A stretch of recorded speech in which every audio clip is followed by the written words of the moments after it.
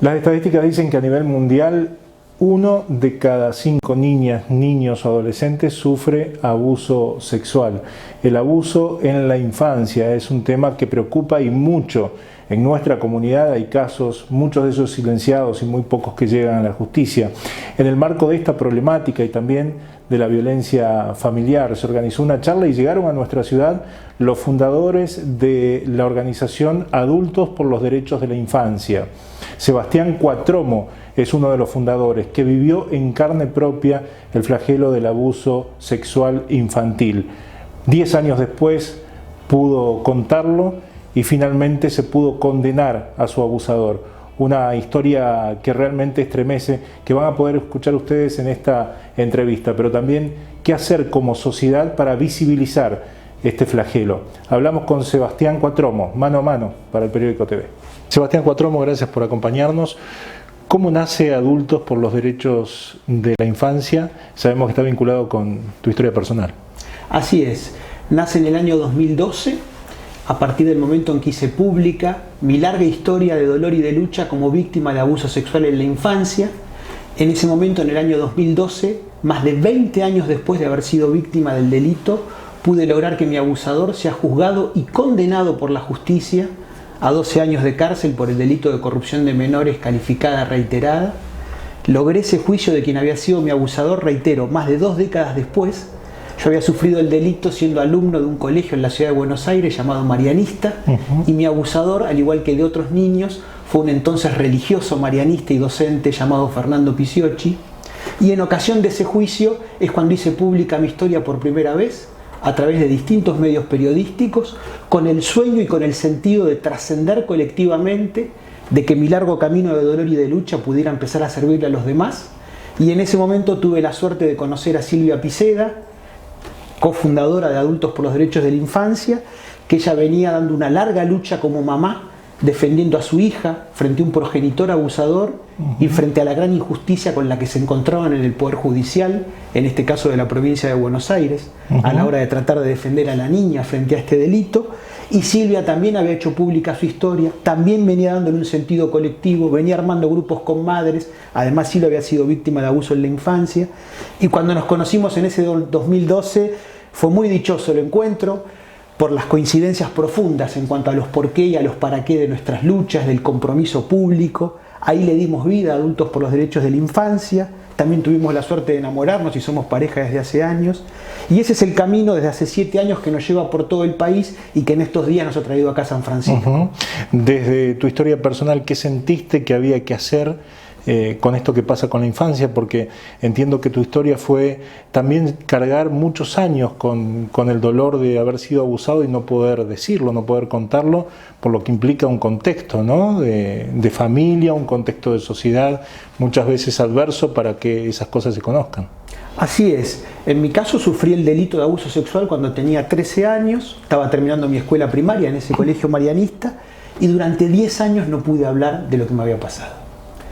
A lo largo de toda mi adolescencia y mi primera juventud no pude ponerlo en palabras, no pude pedirle ayuda a ninguno de los adultos responsables por mi cuidado en aquel momento, tanto a nivel familiar, donde vivía en una casa con mamá, papá, hermanas, y en una familia donde también estaban presentes abuelas, abuelos, tías, tíos, y sin embargo en ninguno de esos vínculos familiares yo sentí que tenía la confianza como para poder contar y pedir ayuda ante lo que estaba sufriendo. ¿Por qué pasa eso?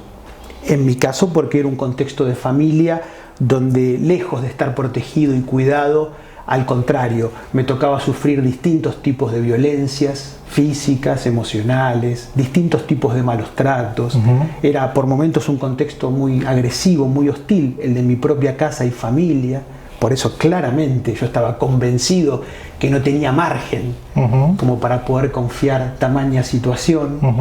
Y desgraciadamente ese clima que yo padecía en mi casa se correspondía con el del colegio marianista, donde era alumno y víctima del delito, que como lo demostramos acabadamente más de 20 años después en el contexto de un juicio oral y público, era también el de, en ese caso, el de un colegio donde imperaba con mucha fuerza una cultura violenta, autoritaria, particularmente machista, era un colegio exclusivamente de varones todavía en esa época, y donde había múltiples abusos de poder en las relaciones entre adultos y niños, docentes y alumnos, religiosos y alumnos, y ahí claramente tampoco estaban dadas las condiciones de posibilidad como para que los niños que en ese momento éramos alumnos y víctimas de tamaño delito pudiéramos ir a pedir ayuda o a confiar en ese colegio, donde por cierto estábamos rodeados de adultos responsables como docentes, como religiosos. Cuando uno ve las estadísticas realmente son pavorosas, ¿no? Como ustedes dicen, 1 de cada 5 niñas padecen abuso, 1 de cada 13 niños, y además la mitad o más de la mitad son intrafamiliares. ¿Cómo se trabaja en eso? ¿Cómo se cambia esa realidad? En ese sentido, nosotros hacemos propia una campaña pública de la Comunidad Europea que sostiene que 1 de cada 5 niñas, niños y adolescentes son víctimas de este delito. El 20% de la población. Estadística de la campaña pública de la Comunidad Europea, que nosotros desde un lugar que no es profesional lo hacemos propio, porque nuestra práctica pública y colectiva de todos estos años corrobora esa masividad, que se debe fundamentalmente a que donde más sucede es en el ámbito intrafamiliar y en todos los sectores sociales, culturales y económicos. Es verdaderamente transversal al conjunto de nuestras sociedades. En ese sentido, para nosotros una herramienta fundamental es esta, traerlo a la visibilización pública, a la agenda colectiva. Y esto de manera esperanzadora vemos que cada vez viene creciendo más por la presencia que distintos adultos sobrevivientes o adultos protectores de niñas y niños víctimas estamos tomando en la escena pública de nuestras sociedades, con nuestros relatos, con nuestras voces. Pero todavía es muy largo el camino que tenemos que recorrer como sociedad adulta. Esto muchas veces todavía sigue siendo un virtual tema tabú. La fuerza de negación, de ocultamiento es muy grande, porque el crimen del abuso sexual contra la infancia, entre otras cosas, como adultos en general, es algo que nos resulta profundamente incómodo.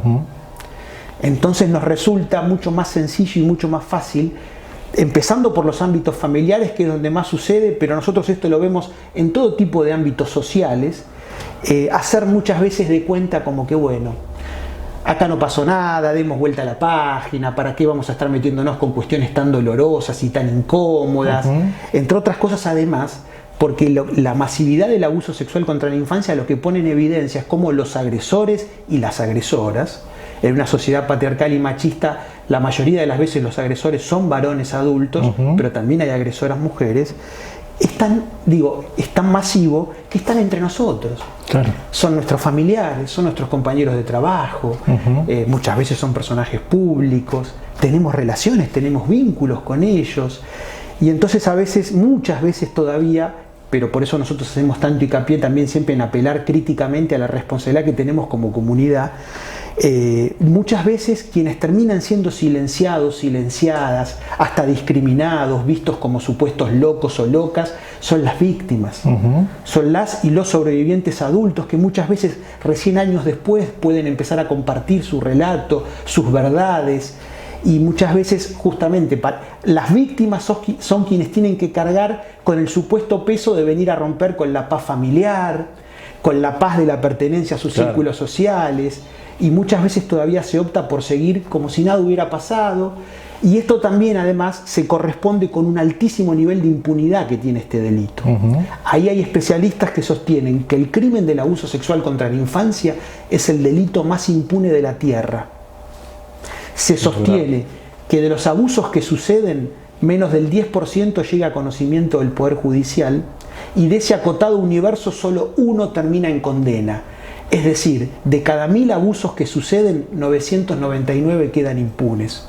Por eso los especialistas lo consideran el delito más impune de la tierra. Y reitero, si bien no hay fórmulas, en nuestro criterio, por eso hacemos tanto hincapié siempre en lo público y en lo colectivo, una condición de posibilidad fundamental para empezar a transformar esta injusticia histórica es que como comunidad adulta empecemos por asumirla. Empecemos a darle el lugar de prioridad que tendría que tener en nuestra agenda de debate colectivo y también en la agenda pública del Estado como garante de los derechos de la infancia. Exactamente. Bueno, si vemos eso, desgraciadamente a nivel del Estado, por ejemplo, todavía ni que hablar al nivel de las grandes preocupaciones, de los mismos discursos públicos, ni que hablar de las políticas públicas, sigue siendo... No existe. Llegaste a San Francisco para compartir unas charlas junto con tu compañera y girás por todo el país con esto. Nos decías fuera de cámara que estás contento por el hecho de que se abran espacios donde poder charlar de estos temas. ¿Qué te llevas de estas charlas? ¿Qué recibís de la inquietud de la gente? Bueno, por un lado muchísima esperanza, porque en todos lados vemos que cada vez somos más las y los adultos sobrevivientes de este delito, los adultos protectores de niñas y niños víctimas, que empezamos a hacernos presentes con nuestras luchas en la escena pública de nuestras sociedades, que nos vamos encontrando, que nos vamos organizando. Hay una fuerza que en todos estos años nosotros vemos en una construcción cada vez más creciente. Y digo, eso es muy esperanzador. En todos lados a su vez vemos una enorme necesidad de poder hablar, de poder compartir este dolor, este trauma, esta injusticia. Adultos, como nos pasa a nosotros todas las semanas del año en Buenos Aires desde hace años, que tenemos un espacio de encuentro solidario de pares justamente para poder hablar y escucharnos. Algo tan sencillo como eso, y que también en muchos lugares del país, a partir de conocernos, se viene replicando esto de conformar grupos de encuentro de pares. Esto que lo vemos en adultos de las más diversas generaciones, que muchas veces en nuestro caso, a partir de vernos, de escucharnos en la escena pública, sienten que pueden empezar a transitar ese camino de compartir sus dolores, sus traumas, de empezar a darle un sentido que vaya más allá de lo individual, de ese aislamiento individual en el cual ahí todavía como víctima o como sobreviviente adulto se carga con un enorme sentimiento de vergüenza, de culpa por lo que uno sufrió en la infancia, ¿no? Cuando obviamente debiera ser exactamente al revés. La culpa y la vergüenza solamente deben ser para el agresor y sus cómplices, nunca para las víctimas. Todo esto que parece tan sencillo, nosotros vemos que de verdad se empieza a desandar justamente cuando se puede salir del aislamiento individual. Por eso en nuestros múltiples encuentros comunitarios en los más diversos ámbitos vemos esa gran necesidad. En todos lados también vemos desde quienes sufren y quienes luchan las grandes deudas que hay en el Estado, desde el nivel judicial hasta el nivel de las políticas públicas. Pero siempre con ese diagnóstico crítico del Estado a nivel de la situación a nivel de las políticas públicas, lo que quiero rescatar una vez más siempre en lo público es que como nota de esperanza vemos que crece cada vez más nuestro movimiento colectivo. Ojalá siga así. Muchas gracias, Sebastián. Muchísimas gracias.